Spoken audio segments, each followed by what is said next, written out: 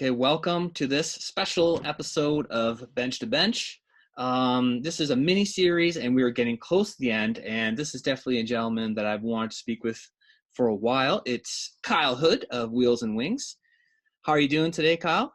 I'm doing good, Anthony. Excellent. So, if you have ever been to Toronto, Ontario, and have gone into Wheels and Wings, you've no doubt run into Kyle. He's all over the Toronto model scene, and he's a very prolific builder. He's up to date with what's going on, and I always look forward to seeing his builds, and just a super guy to chat with. So thanks for taking some time out of your day to meet up with me for this this special SMP series. Thank you for having me.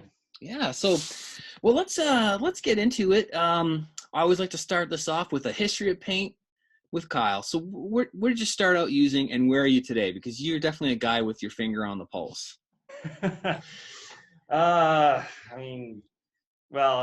Hobby in general, I started like everybody when I was too young and too impatient to do it, and got out of it for a while, then got back into it. And of course, when I got back into it, where I was living back home in Nova Scotia, there was no hobby shop. So I had to make do with they were New Ray snap kits, like World War II stuff. They were like 48 scale and kind of badly proportioned, but repaint them. But so I started with like craft store paint, and then graduated to brush painting Tamiya, which wasn't that much better. Yep. And then airbrush.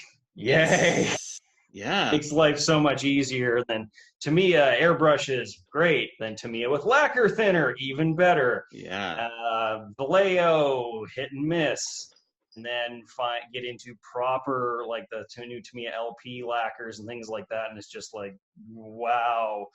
The AK Real Colors, another lacquer, awesome. And I've recently been using the heck out of the new AK Gen 3 acrylics, and nice. They're like a nice, like if you had to be on a desert island and you can only take one paint rack with you, whoa, you can brush them, you can airbrush them, whoa, kind of work all over. They're not, I wouldn't say best for everything, but you can do a lot of damage with just one rack, really. Wow, that's a really that's a very strong recommendation, Kyle. I haven't tried those myself, but everybody who walks into the store, they're like, oh, I need some paint like that one. Just wow, go to that rack. So that's amazing. Now, I'm a big fan of Mr. Color. Did you ever dabble with those? I haven't. Correction. I used one bottle once to repaint a license plate frame for a friend of mine, and very nice, very smelly. I've not since I've gotten good, I've not properly used them. Okay. I can't, but like if they work, half as good as the Tamiya LP lacquers, then I'm sure I would love them. It's just getting our paws on them is the thing here in North America. So yeah, it was very difficult to come by. I think in the last couple of years it's opened up. There was a new distribution chain set up, and now it doesn't seem as bad. But once you get into something that you really like, then there's not a lot of impetus to change it up. So I can see your paint rack behind you, and so can everybody else. Okay, come on, give us a little tour there. What do you have? This is a very neat and tidy. I love it. Well, I got to give a shout out to my buddy Colin, because he's the one that put this together for me. All beautiful. 6 glorious feet of workbench. Nice. Oh, God, I've got Mission Models acrylics. I've got Vallejo Game Color, Model Color, AK Gen 3. I've got Megan AK weathering products. I've got one of my other favorites, the True Color lacquers from the U.S. They're I guess the closest thing you could use to describe is they're like a lacquer-based ink. Interesting. So they thin down really, really well, and they go down really smooth. Various glues and decals and super sanding blocks. Thank you. Shameless plug. AK Real Colors still have a bunch of Tamiya, because why not? It works great when you need it, right? It works. It's like duct tape and peanut butter and jelly. It's there and it works. Absolutely. Yeah, that's awesome. All the bits and bobs, right? That's amazing. Now, when you're painting, do you, I don't see any kind of spray booth. Do you have like an open window access, or do you have I do something? have nice big windows here. This is basically the living room of my apartment, but Mm-hmm. yeah, I got a window over here I can crack open. I do have proper respirator. Yep. It would be really awkward to try and run a vent out. Yep. As long as you're not breathing it in, it's not a huge deal. And I've been here for like 7 years and I've had no smell complaints. I think the stoners down the hall have gotten more complaints than I have. So Very good. Well, yeah, as long as you're, you know what you're talking about, so you're able to mitigate those issues. Well, that's great. That's a beautiful setup. although finding respirator cartridges these days is a little tricky. So Oh yeah, yeah, you're gonna have to blow them out with some air or something and keep them going. Right on. Now I wanna reference back to a project. I think maybe from last year. You were doing a Canadian sort of 50s era jet, and they were using a lot of high vis orange. Can you talk a little? yes, Yeah. the RCAF Red Knight from I think I did the 1952. I think yeah, it started in like 1951, 52, and then they had I think three different versions of it up until I think the early 60s. Okay. It started off they just took a service jet, painted it all like completely in day glow orange, and Mm-hmm. then just put it on the air show circuit. And then the next year they had a kind of more dedicated plane, and they tweaked it, and it went from being more of an orange day glow to a gloss red. But I really like that day glow fluorescent Yeah. orange. You can't take pictures of it. It just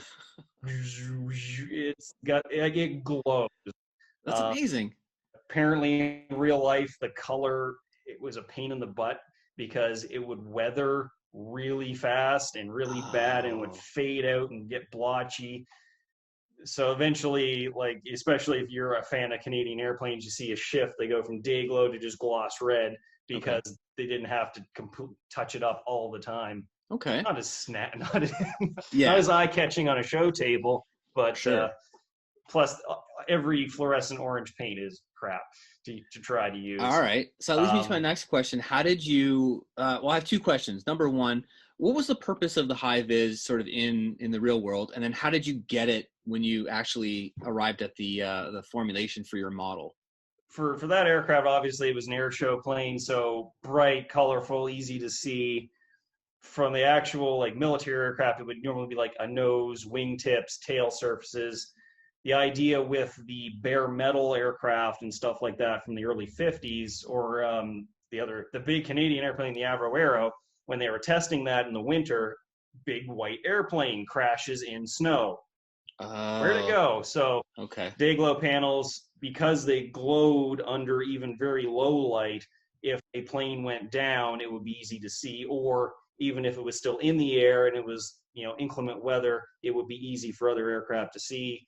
Hmm. That's why the 50s is a great era for aircraft, because everything was bright colors, Yep. shiny metal, because, oh, radar, we don't really need to camouflage them because everybody's shooting radar to everybody else. So we know exactly where you are, whether or not. And of course, they realized, oh, well, if you can't see them either, that's a good idea. So then they start camouflaging things again.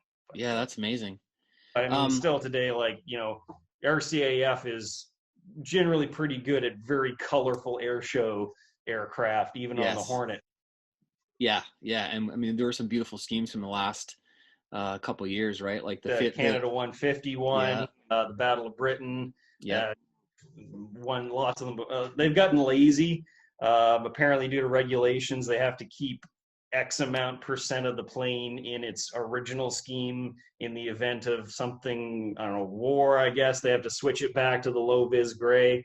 Whereas so back in the day, they would just repaint the whole plane. Now it's kind of like they Oh, can do half. wow, cool. That's Apparently, interesting. I'd like to do one of my future projects is I want to do the 50s RCF Lancaster with that. It was bare metal and it had the day glow high vis markings, and I think it was like turned into a search and rescue yeah, function. they had search and rescue ones. Primarily was maritime patrol, anti-sub Yeah. work. Although if you want the brightest, most colorful one, you want the drone carriers. Oh, wow. There Cool. was, I think, 2-3 Lancasters converted to carry a drone. So basically, it was jet-powered, remote-controlled thing. They would launch it, and then fighters would go try to shoot it down. Mm-hmm. This thing had day-glow nose, wings, 2 bloody great big missile-looking things under each wing that were bright red. So that's the most colorful one. I will keep that in mind. That's amazing. So how did you get that finish when you did? Sorry, you didn't do the arrow. You did the. That's a CT-133 or a T-33 to the American. Okay. How did you go about getting that fit? Because it was a beautiful finish. You did a really bang up job on that. On that one, I had some trial and error because I did the 48 scale arrow like the year before, and I tried to do one of the Dayglow schemes, failed miserably. So I took what I learned from that and applied it on the T-33. I used the tester's enamels, dirty word, but you cut it with lacquer thinner and it works a bit better, although it's still not great. But I tried some of the like Vallejo. They have some fluorescent oranges. They're not bad, but not great. Real Color has a German fluorescent orange. It was they're all very translucent. So what I found was, instead of like base coating with white, like you might for a light color like that, base it with an orange. Okay. So that whole plane got painted like Hemi engine orange, because that's what I had. And then it only takes a few really light coats to build up that really bright, glowy fluorescent orange, because you're not trying to build up the color and the glow. You're basically just trying to get the glow on it. Is that paint like grainy because of whatever whatever's in the formulation to give it the glow, or no? It wasn't too bad. I was using like full strength hardware store lacquer thinner on that one, just as it flashes off a lot quicker. Yeah. I don't like waiting weeks for paint to dry, which is why acrylics, lacquers, use enamels for weathering. Don't paint your models with enamel paint. Yeah. And of course, since I've done this project, I found, I think Liquitex do a fluorescent orange ink. And I played around with like white ink for doing pre-shading stuff, and if it covers as well as white does, I might have some more Dayglow subjects in the future. Oh, cool. Interesting. So, well, there you have it, listeners. Kyle's done the research. If you want to do the Dayglow, which it is a really fantastic scheme. Were there any other countries that did that? A lot of countries. I mean, depends on the year, depends what the plane is being used for. A lot of times trainers would obviously be a lot more colorful. A lot of British jets, trainers, target tugs, anything that you need to make sure, hey, I'm over here, don't shoot kind of thing, would be painted in very high vis markings. Even like a Canadian based Sabre, for instance, would be would be a little bit brighter than a Europe-based one, because, like I said, that drone carrier Lancaster, obviously, if you're in airspace with small, fast things shooting at other small, fast things, and you're a big, slow thing, you want to make sure, hey, over here, big orange thing, don't shoot. Yeah, that's awesome. Sorry, did you have another thought on... I was going to say Dayglow. First rule Dayglow, to be avoided at all costs. Possible. Just don't do it if you can. If you have to, base with an orange or like a yellow or something like that, and then do so the tester's Model Master works. Yeah. Although they are now discontinued, so if you do need some, get it. Or like I said, try like the Real Color will probably be okay, or like I said, that ink, I'm gonna try that. It's not a hobby shop thing, it's an art store thing, but it works. That's awesome. Well, let's move on to your shop rundown. Now, you gave us a quick little tour. Is there any other cool layout for your tool storage or kind of method to your madness? Not really. I've got some little bamboo kind of kitchen organizers on one side. I got a little carousel on the other. Paints are just kind of grouped together. Kind of what I use more is kind of at arm's reach, and the less important stuff goes off to the sides. Little micro brushes, toothpicks, pipettes, sanding stuff, foam blocks. Awesome. Little bench vise there, I see. Yeah, just picked that up. Of course, a couple of nice big IKEA lamps. Those things are awesome. Nice. Yeah, that's key. And it looks like you got some nice natural daylight, which is a huge Yeah, boon to yeah. every And modeler, there's right? a nice bright light above me too. So Nice. Yeah, lighting is a tricky one. I'm kind of down in a cave, and I'm still working on my lighting plans. Now, this is not your only work surface, because you do a lot of work on the Wheels and Wings TV series, right? Can you tell us about that? Because you do that right in the shop. Is that correct? Yes, we do have some extra space just kind of above the store. We kind of set that up as storage / a little studio. Unfortunately, haven't really been able to use that recently because of all the C word stuff going on. The first few videos on the channel, fantastic production quality, thanks to my buddy Felipe, who's an editor by profession. So that's why they look good. Whereas the past few have been on this bench with me using open source editing software and a GoPro. So, but that bench, it's great because there's a shelf on the bottom that goes right into my knees. So I've got to like roll up a towel to sit on whenever I'm there, because we're usually having to condense like the P38 Lightning. That was 2 days, 12 hours, start to finish. Wow. Like 12 hours, 12. So you can build a Tamiya P38 Lightning in 24 hours straight. That's amazing. I don't recommend it, but it can be done. That's incredible. Because I want to build one of those, and it'll probably be 12 years. That's why all the pictures are from far away. But you got it done, though, so that's cool. Now and how did you find that kit? That's probably the single best kit I've built ever until the next one comes out. Wow, that's you have to try for that thing not to go together.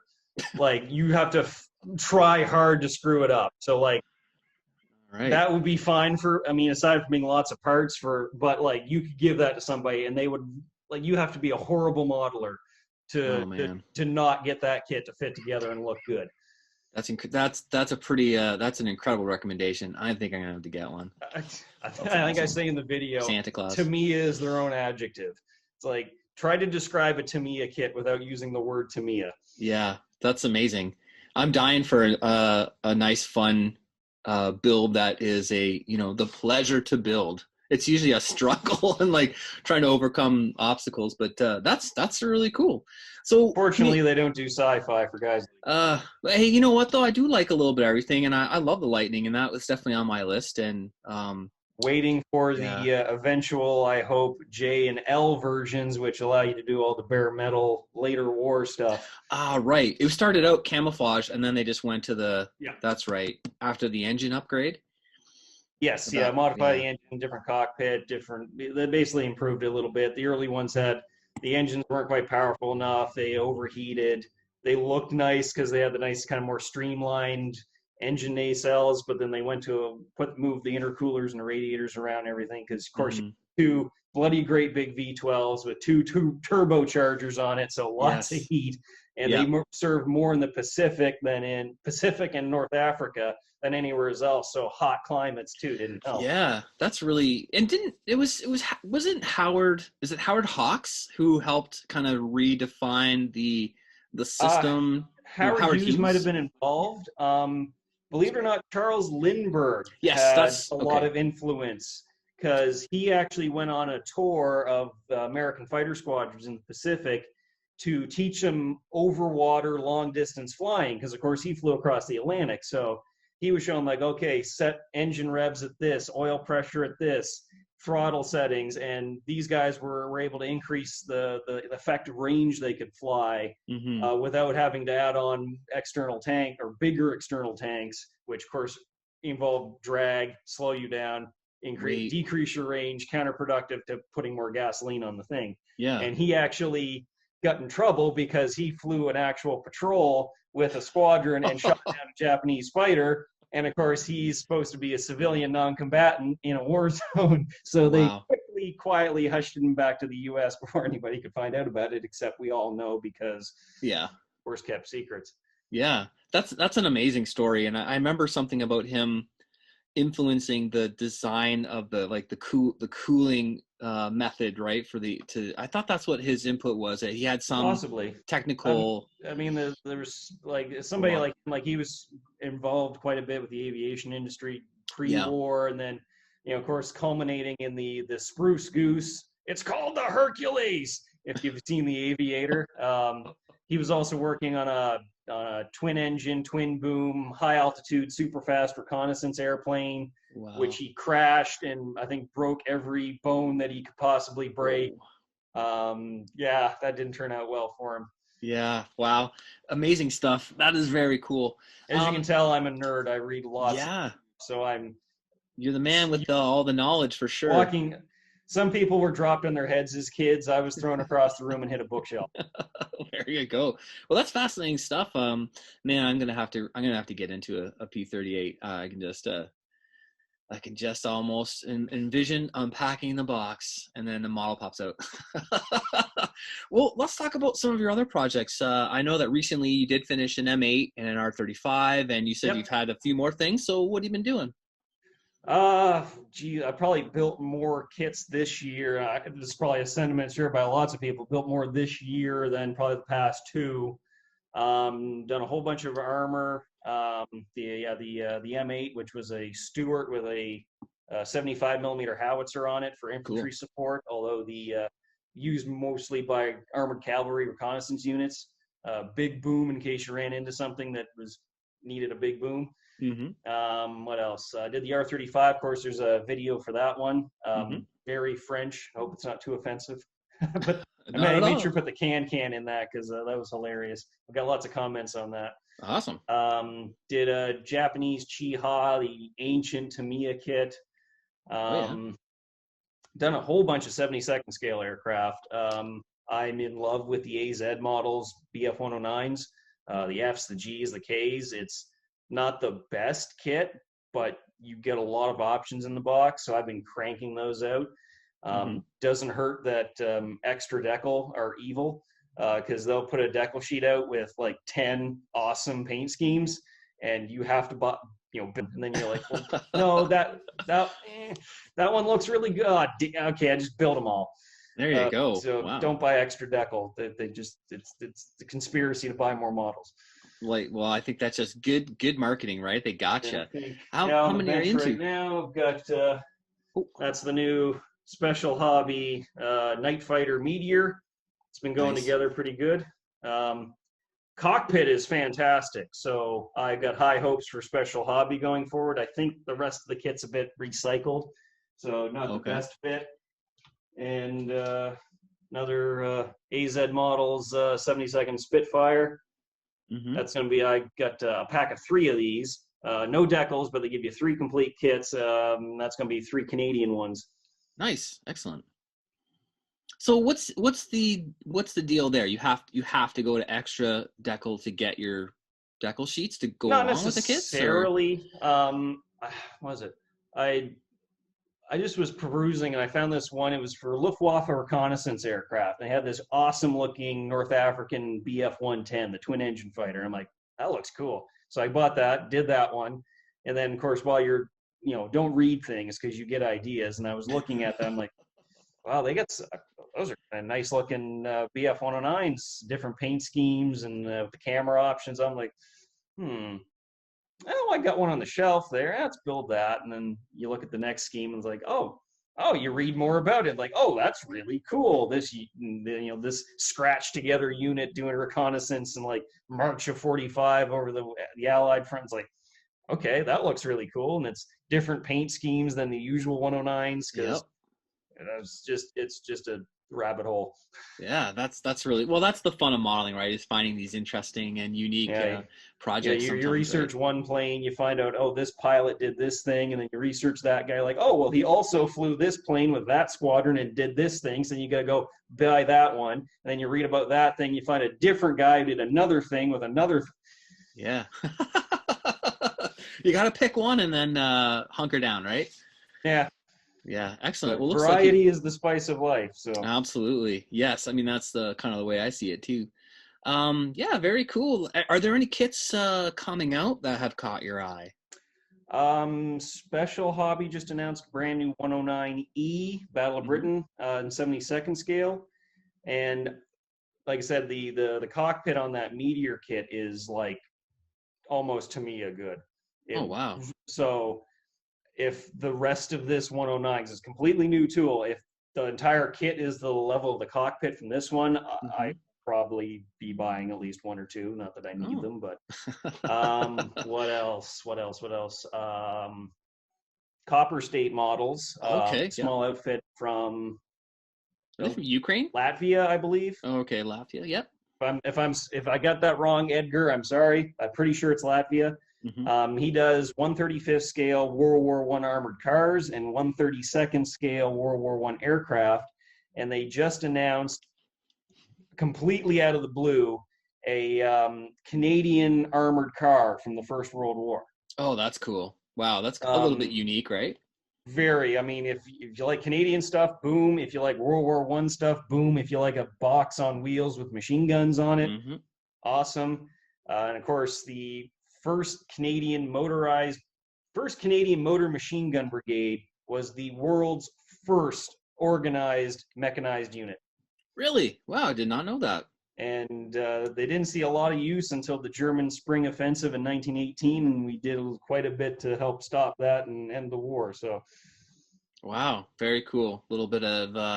And I think there's one left in existence, and I believe it's at the War Museum in Ottawa. So I'm assuming he probably paid them a visit at some point. Yeah, that's cool. Well, I've heard that there's been other subjects from the Canadian War Museum that have ended up being kind of the base reference for other model kits. I think there's a Spitfire there that. It's nice to see a lot of the manufacturers picking up on, I guess, more. I mean, us living in Canada, we're like, well, that's not esoteric, that's common. It's like, but the grand scheme of the world modeling, it's like, okay, there's like 12, who cares? It's like the Avro Aero outside of Canada. What? The what? Really? Yeah, even in is that a plane? Is that what is that? I guess it's getting a bit old now, the whole tale itself, right? But it's an interesting story, right? Don't get me started. We'll be here all week. Well, when there's an Aero special in the future, I know who to call. Which there very well might be, because it's one of those legendary planes, right? Like, as model builders in Canada, everyone's seen the Aero kit. Everyone's probably, lots of people built one, lots of people have one in their stash. It's just you know, there's lots of books about it and whatnot. Well, let's switch gears a little bit and talk about what's going on at Wheels and Wings. So for all the viewers and listeners out there, when you go to Wheels and Wings, you'll find Kyle and you will talk to him, and you'll also see him obviously on the Wheels and Wings TV series on YouTube. So what's been going on? How's it been difficult, or it's been absolutely crazy. Yeah.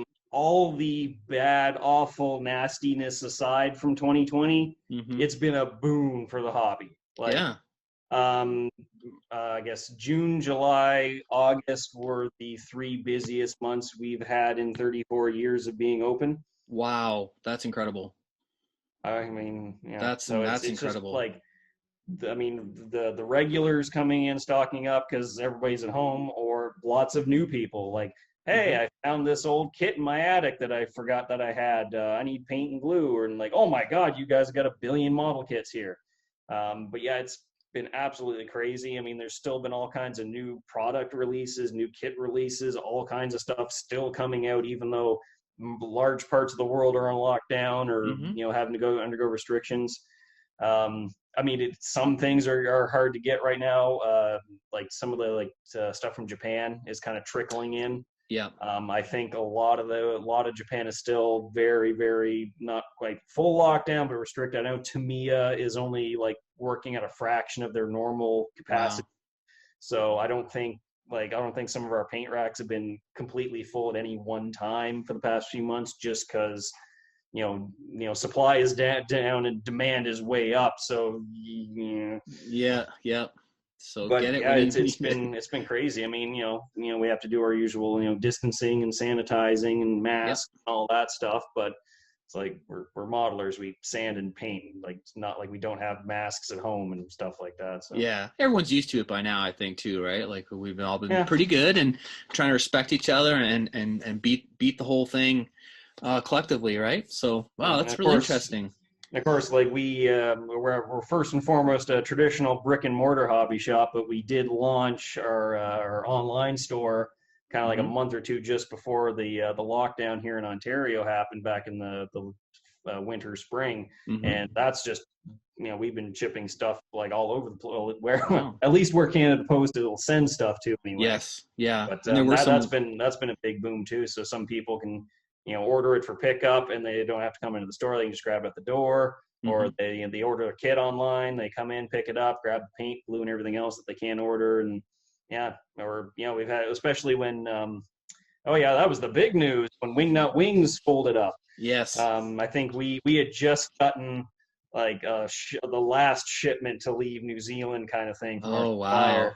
And I think because we just put it all online for a regular price, we didn't hose anybody. Yeah. And it was gone like a week and a half. Wow. I'm not surprised, right? Because people thought it might be their last chance.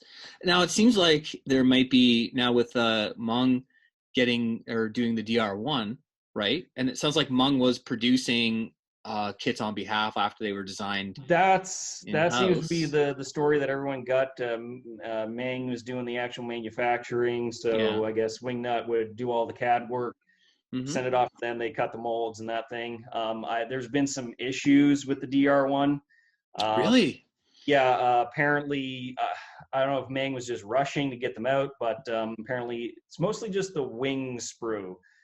Some people having issues with the wings doing kind of a banana sort of thing. That's not good. And some issues with like parts being broken off the sprue. Like there's the center wing, there's a little piece of cockpit that goes with it, and the piece that holds the cockpit to the wing is smaller than the sprue holding it on, so the part shifts in the bag and breaks. Yeah. Two ways to look at it: one, I'm a modeler, I can fix it; or two, it's $100 kit, it shouldn't be bent and broken in the bag. So I'd be more worried about a warped section or segment of a wing, because that might be a bit more involved to, you're talking about heating it up and hot water and liberal application of force will straighten it out. But it's one of those things. I mean, everyone was like, it was like 10, it took them 10 years to do what is the quintessential iconic airplane of the First World War. And then they go out of business and somebody else has to do it. But I should have, if I was a gambling man, I would have put money on it, because as soon as they announced, hey, we're doing a 32nd scale Lancaster because we want to, I'm like, oh, they're going to do something really popular to pay for it. And the triplane comes out. So yes, that does make sense in terms of marketing kind of, and we've heard from people who are there saying that they wondered about kind of the long-term planning and the marketing strategies, right? So that does sort of make sense. Do you think sorry. No, I was just going to say the rumor that I heard was Sir Peter Jackson wasn't overly fond of French airplanes for whatever reason. Yet he could have made a lot of money, because, especially in Canada, if he would have done a Newport 23, Billy Bishop, top Canadian, top Allied ace of the First World War, flew a Newport for the first half of his career. Right. We would have sold those things by the case. And the top American ace, Eddie Rickenbacker, he flew a SPAD 7 and a SPAD 13. The Americans would have bought tons of those things. Yeah. That would have paid for a whole bunch of Lancasters and a whole bunch of weird German two-seat things that we've never heard of. Yeah. Yeah, very interesting. Well, clearly it wasn't quite run in the traditional business model sense, right? It was kind of like a passion project. It was a hobby, not a business. I mean, yeah. Well, we'll see what happens. I wonder if Hmong will pick up more Hmong, if they'll pick up more, different projects that were kind of left behind from the Wingnut Wings days. Yeah, the DR1 was basically ready to go when Wingnuts folded up. They had the Hanley Page 0400 which was the big British bomber that came out just at the very end of the First World War. This thing was the size of a Lancaster. Holy moly. With 2 wings. So if you've done the Felix stow, you're used to rigging by the mile. Yeah. That might come out. And then again, they did that a lot. They do these big aircraft that didn't see a huge amount of use. Like the Gotha, right? Yeah. I mean, they're iconic. They're big. They're interesting. But like expensive. What was that? There was this one German 2-seat observation plane that had "Good people don't shoot" written on the side of it, which was hilarious. But it's like, there's a reason why you still see new kits of Spitfires, Messerschmitts, Tiger tanks, Shermans. It's the iconic stuff. Everybody, if you know nothing about military history, you know what a Spitfire is. Yeah. So you do the Sopwith Camel, and it took them years to do that. You do the Newport, you do the popular airplanes, and you let those fund the less interesting stuff. You do the weird 2-seaters and the oddball stuff. But even the stuff they didn't do, there was iconic aircraft there. The Newport 11, Newport 17 and 23, many British aces, all the French aces flew those aircraft. The Spads were also flown by a lot of the French aces and Italian aces. The one that I think would have been really significant would have been a Morane-Saulnier monoplane. Oh, wow. One of the French aces. He was the first guy to put a fixed forward-firing machine gun on an airplane before the Germans did. Wow. He just bolted 2 big steel wedges on his propeller to deflect the bullets and quickly shot down 3 German airplanes. Then he got shot down. The Germans found this thing, is like, oh, that's nifty. Hey, Anthony Fokker, can you make this work? And he's like, well, I can do you one better. And you get the Irondecker, which is the first proper forward-firing machine gun. And that's like where they timed it to the rotation, right? They figured that out. The early ones, it was a weird, complex mechanical linkage. So basically, it would just interrupt the prop, and then you get a few shots, and the prop would go through. Later ones would work off oil pressure and were a bit more reliable.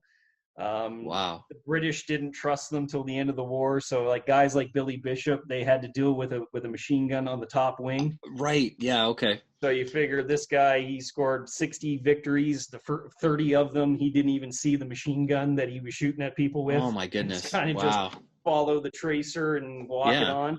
Yeah. Yeah. Exactly. He must have come up with the strategies that worked, right? Obviously. I mean, figured out something. There's all kinds of controversy. Oh, well, he took off by himself and came back and said, oh yeah, I shot down 2 of them, and people just believed him. But it was it wasn't that simple. Like, you had to like verify. Like, you'd call like, oh, they've shot down this one in this section of the front, and then they'd call up to that unit, be like, oh, did a plane get shot down there? And they'd be like, oh yeah, we got a piece of it here. And Yeah, so there's battlefield reporting even back in World War I, right? Or like, good quality intelligence. But yeah, so Wingnut goofed up. You should have done more French planes. Yeah. Well, it's all under the bridge now, isn't it? If you're listening, French planes. French planes.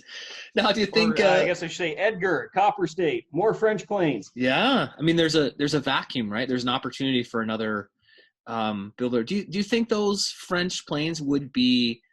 interesting to aviation enthusiasts in the States and Europe? Well, Edgar at Copper State did listen, because he did a Newport 17, and I got a Newport 23, which is just a subtle little manufacturing difference, coming out very soon, and it's got decals in it for one Mr. Billy Bishop. So perfect. Yeah. That's awesome. Wingnut could have made a bunch of money on, Edgar's going to make a bunch of money on. So yeah, interesting. Well, I guess that's how the cookie crumbles, right? Sometimes you don't know how these things are gonna go. But what a story, the Wingnut Wings. 10 years we had with them, functioning in the model world, right? They really kind of exploded the level of quality that people could expect, I think, and that's going to trickle down to the other manufacturers, right? That kind of pressure to put out something that's really truly exceptional. I've never built one myself. I've got kind of one. I was given one, Fokker D7, but it was in pieces. So I'll build that someday, although that's going to be difficult because there's like 3 different factories built it, and all the different parts are on the sprue and all the parts are off the sprue. So I'm going to have to spend a lot of time with the instruction manual. Yeah, set them all aside.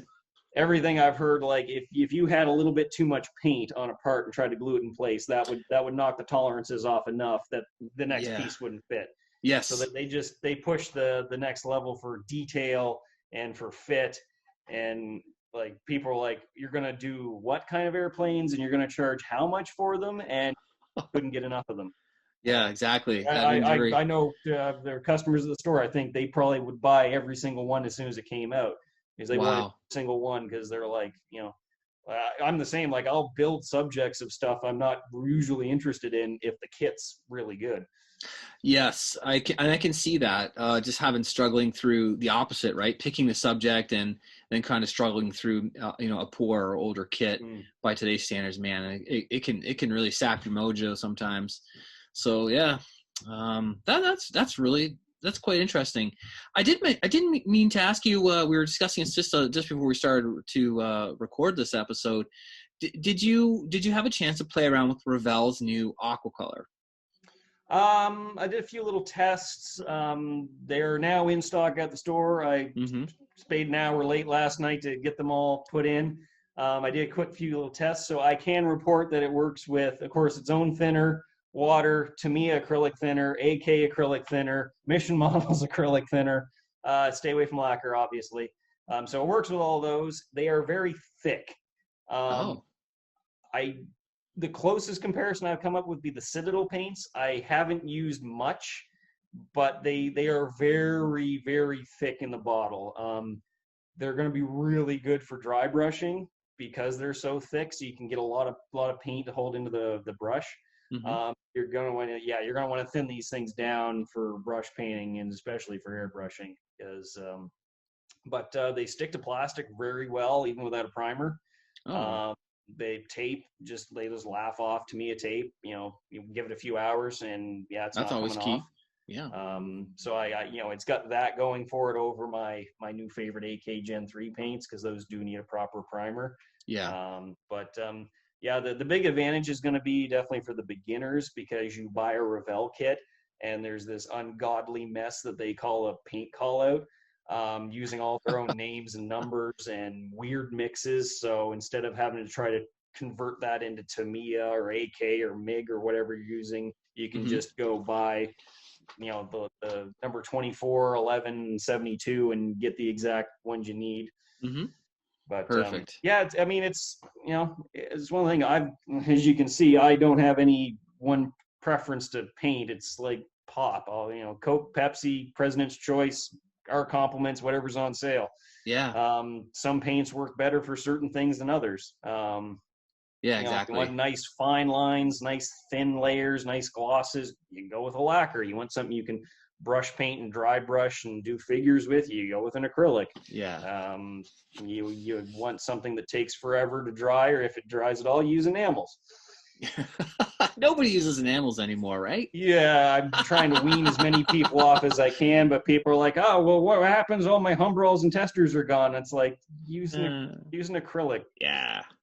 What about it seems like a lot of the weathering products these days, like AK, MiG, they seem, Adam Wilder, for example, they seem to be all enamel-based products, right? Yeah. Now, the advantage is... That's because they take for a long time to dry. You get lots of time to work with, manipulate, refine a weathering technique. Whereas if you just take Vallejo's acrylic wash, slap that on some panel lines, go to clean it up, I can't clean it up, because the only thing that cleans it up will also clean the paint off. Yeah. Whereas an enamel wash, you might not even need any thinner. Like half the time I put MIG panel liner down. By the time I'm done the airplane, give it a few minutes, just wipe it off, stays in the panel line, comes off the surface. And as long as you go nose to tail, if it streaks a little bit, hey, it looks like you meant to do it. And but for weathering effects, like all that stuff there, AK, MIG enamels, oil paints. Obviously, I know Mike Rinaldi, he's big on the oil paints. Uncle Night Shift, he's another favorite YouTuber of mine. He uses oils, enamels, all that stuff for weathering effects, and he's got like a few products he uses and gets all kinds of effects with them. Paint with acrylics and lacquers, weather with enamels. Don't complicate things. It works. There you go. Truer words have never been spoken. And I think we're going to leave this interview off with that fine piece of advice from Kyle Hood of Wheels and Wings.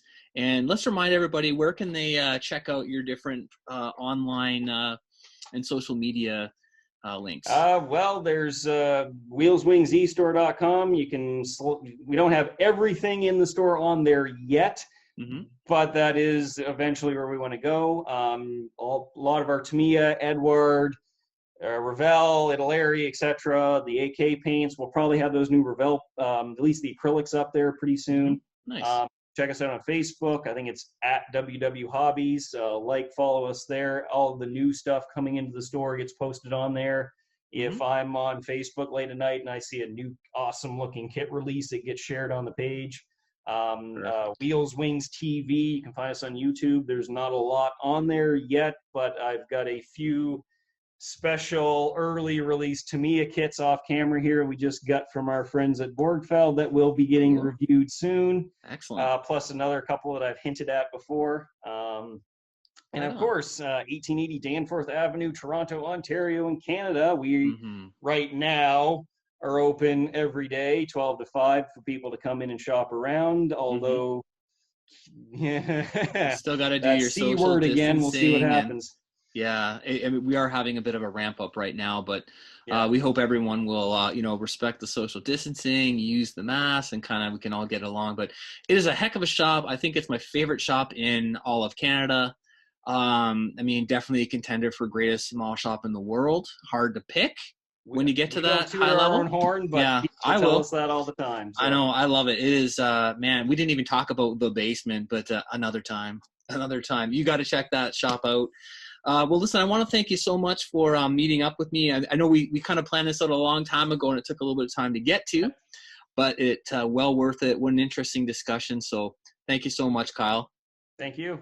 All right. And everyone, stay safe.